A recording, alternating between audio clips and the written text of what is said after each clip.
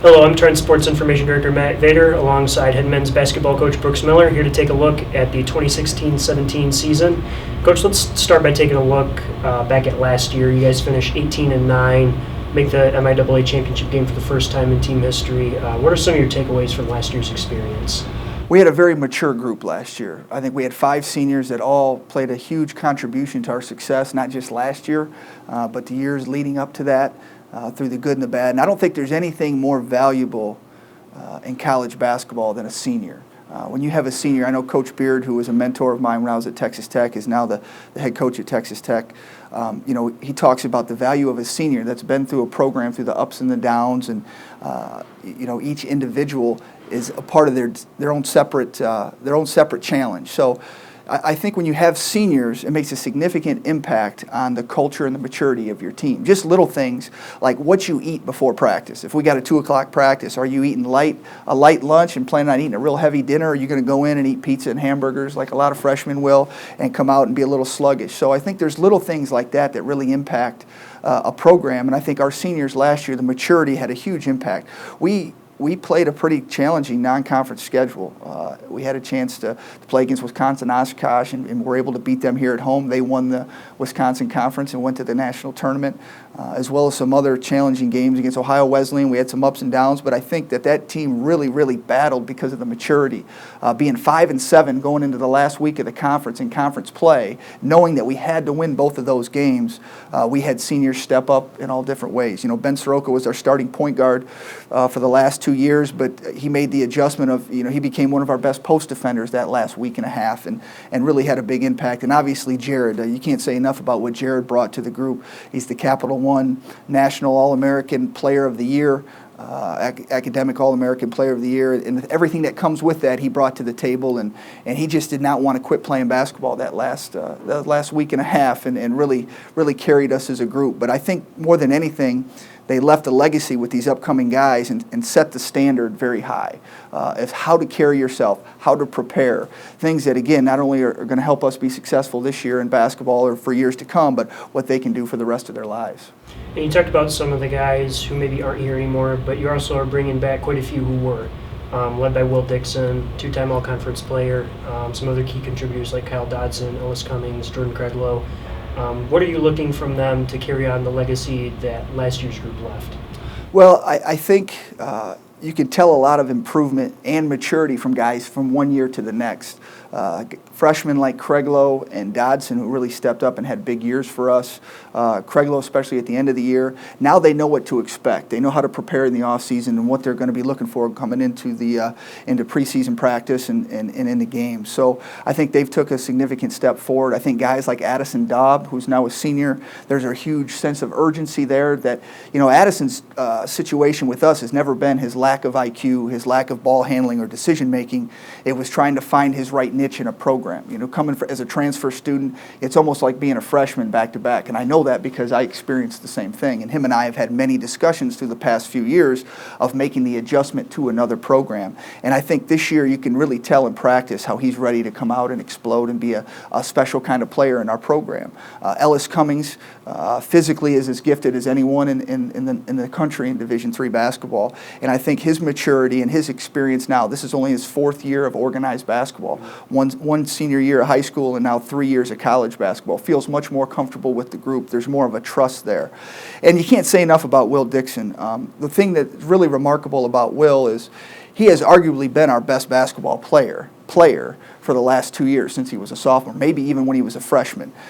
And Will has had no problem taking a back seat when it has come to when individuals are being recognized, like Tyler Good his senior year, like Jared last year. Will is our only captain, not because I think he's a great player, but I think because he does everything that embodies what a great, successful individual becomes. He's a 3.5 chemical engineering major. The course load and the workload in the off the court with him is just remarkable. The way he carries himself at the Humane Society, the way he leads in different activities that we do together, whether it's just eating dinner at the restaurant, making sure guys got their phones off, making sure guys are dressed a certain way when we get on the bus. But his patience, and again, I go back to the senior and how valuable those individuals are and how unique of an experience that is. We have We have 4 of them this year. Will's really the only true senior in the program. Addison's been here 3 years. Luke is in his 4th year, but missed a year with a knee injury. And then Adam Suzuki, being a junior college transfer from California, is really starting to feel more comfortable with the expectation level of what he can bring to the table.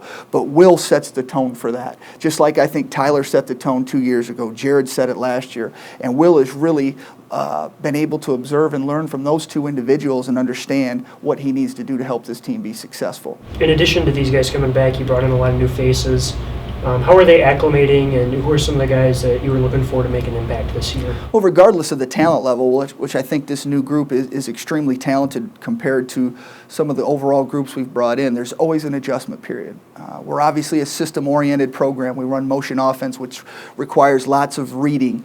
In order to read and communicate, you have to be able to recognize. In order to be able to recognize, you need repetition. So the more repetition that these young guys get at both ends of the floor, both defensively and offensively, to learn how to communicate.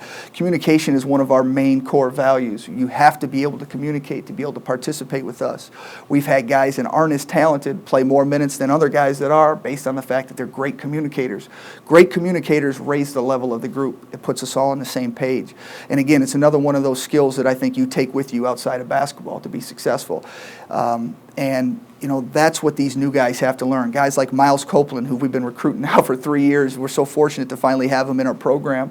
Biomechanical engineering major, a guy that's 6'6", long, athletic, can attack the rim, is capable of making a jump shot, and is able to guard in the perimeter and challenge shots in a lot of ways.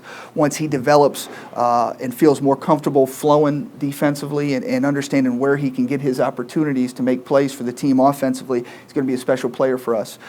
Cameron Harrington is a state champion. He was a point guard on the state championship LaPel High School team last year. Played for a high school coach that's won 2 state championships, won over 500 games. Miles Copeland the same way. Not a coincidence that those 2 guys are able to make the adjustments right away for us when they played for 2 of the best coaches, one in the state of Indiana, one probably is the winningest coach in Division I in Ohio. So they come from programs where they've really been challenged.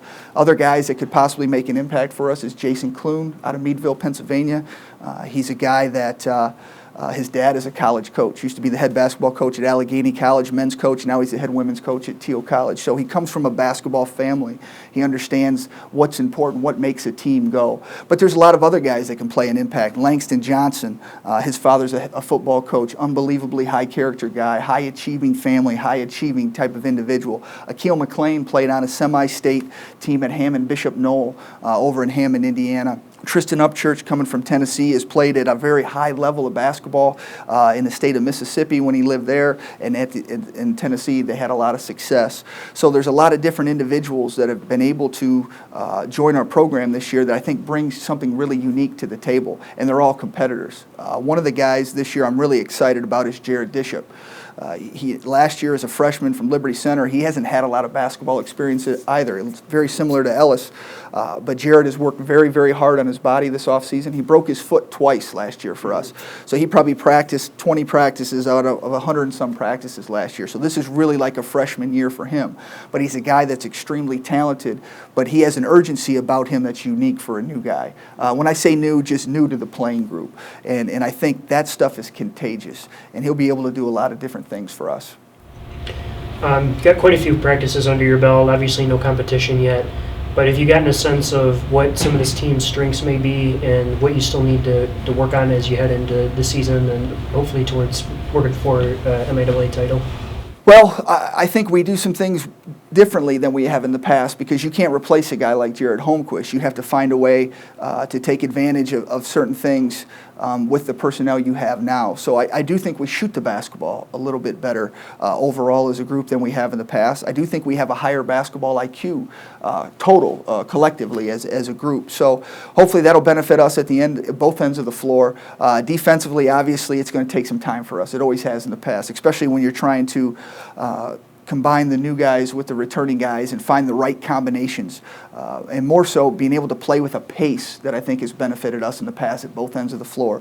We're able to get a lot of movement at the offensive end of the floor, but also we get a lot of movement at the defensive end of the floor, flying around in rotations and attacking the basketball. So, I think right now for us, it's about finding the right combinations and doing a couple different things here or there that we can be really, really good at. and living with some deficiencies at this point like we have in the past. But the success of this year's team is really going to depend on how we defend.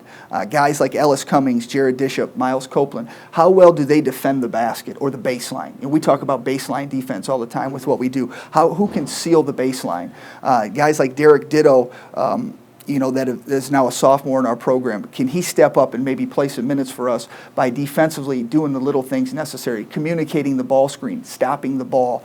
Those are things that I think every team struggles with, but the programs that are able to really adapt that quickly and get those things solved. And then it doesn't matter how great your defensive rotations are. If you can't finish with a rebound, none of it matters. And that's where I think we're going to miss Jared's presence more than anything, is at the defensive end of the floor. He was a great communicator. And he stopped the ball, and then he was able to find a way to finish with 9.5 rebounds a game. It's an extremely significant stat. So this team has to find a way to collectively communicate at the defensive end of the floor and then finish with rebounds. What is your outlook of the conference as a whole this year? Obviously, it was very deep last year. Do you expect more of the same? I think it's going to be deep, but I think it's going to be a different type of deep. I think each and every one of our programs lacks the experience that we had last year, except maybe Hope. I think Hope's got a situation where they could probably start 4 seniors, and then they have a junior in the starting lineup as well, but that's Hope every year. But I think Calvin lost a significant amount of scoring. We did, Adrian did, but I think we're all relying on very similar things. We're relying on guys that didn't get a lot of time last year to be able to step into new roles, leadership roles, aggressive roles, and I also think that we're all counting on a few new guys here to piece in some of the things that we're missing from our graduating seniors. So each and every night, we got 3 new coaches in the league who I believe they come from significantly strong basketball backgrounds. Jay Smith has been a winner at every level he's at. He's at Kalamazoo. They return everybody, which I think is a very talented team. Steve Ernst has won every stop he's been to in high school. He takes over an Olivet program that returns a lot of players, and they have brought in a lot of talent. Steve knows how to recruit. Kyle over at Adrian has inherited a strong, talented group of players, and he comes from, with his background with us, understanding how to utilize guys and how to build a program. I think he's going to have a lot of success there. And then, like I said, you have Hope and Calvin, who have been the Titans in this conference for years and years, and Elma has just done such a significant job of developing their players and have an incredible year last year and being able to build off that momentum. Although they've lost 2 significant players, they have a significant group of guys coming back that played roles for them, very similar to us in a lot of ways. A lot of excitement off the court with this program right now with the upcoming construction of the MTI Center, which will include, among other things, 3 basketball courts, a new playing arena for the program, and a host of other amenities for students. Can you talk a little bit about that excitement and what that does for this program and university? I think the excitement is not just for our program, but like you said, university-wide. We just have incredible leadership here at Trine University. With Rick James as the president of our Board of Trustees, with Dr. Brooks being able to galvanize that group and have a vision for this university of growth and expansion like nothing I've ever been a part of before. This is a place where they give you the foundation and the tools to succeed. And we value things here at this university that I don't think other places really understand. We had the National Janitor of the Year 2 years ago because we understand the value that Sherry Albright brings to this campus. And it's not just in what she does, it's how she does it. Those are the things here at Trine University that we value and we try to utilize in our program and get these guys to understand. Fellas, it's one thing to be out and guard a guy, but it's another your approach and how you do it, your activity level. And I think these are things at Trine that we try to carry over onto the floor. We have a coalition right now of Trine Votes. We have a committee that's trying to get every individual on this campus organized and registered to vote. It's a nonpartisan committee, but these are the things we value here at Trine, and I think the MTI Center is a culmination of that. Not just the MTI Center, but Reiners Hall, the new dorm, the growth in hockey, everything that's this university stands for, I think you see. There's a distinct vision, and that comes from great leadership from the top down. And it's our responsibility as coaches, and we try to share that with the players to understand what we represent and who we represent. And we're very proud and excited about the MTI Center, but I think we're prouder of who we are and what that is a result of. The MTI Center is a result of great leadership. The MTI Center is a result of great vision, and it's a place where we want to go as a program to compete for championships year in and year out. And I think wins and losses come with that type of leadership, the way you do things, the way you handle yourself.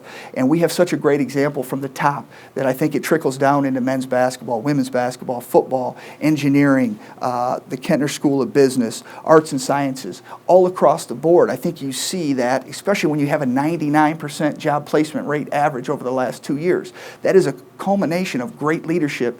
And the MTI Center is very exciting. And I'd have to say I never did think I'd be able to bowl a couple of frames, stop by the restaurant and relax, watch some guys tee off, and coach basketball all in the same day in the same building for a job. So selfishly, it's very exciting for me as well, but I think it's just, this is such a unique place to be a part of and something that my wife and I and my family are very proud of.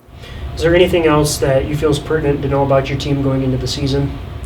No, I just think it's it's very exciting this time of year as coaches. I think every coach in the country feels good about their team to an extent of there's a lot of things that we do well and there's things that we really need to work on, and none of us really know exactly what those are until we get to battle somebody else in a different jersey. But I really like that our group again is another high achieving group of young men. Last year we finished the year again with a 3.3 over a 3.3 GPA. That's 2 years in a row now that we've received the MIAA recognition for that. Us and Hope College are the only two schools in the conference that have been able to say that from a basketball standpoint, and that's our big goal this year. I think we got another high achieving group of young men in that locker room, and I think anytime you have that, you're going to get positive results. That doesn't always mean more wins than losses. I think that is your winning has a lot to do with the way you carry yourself, the way you do things, not what you do, but the way you do it. And this group of young men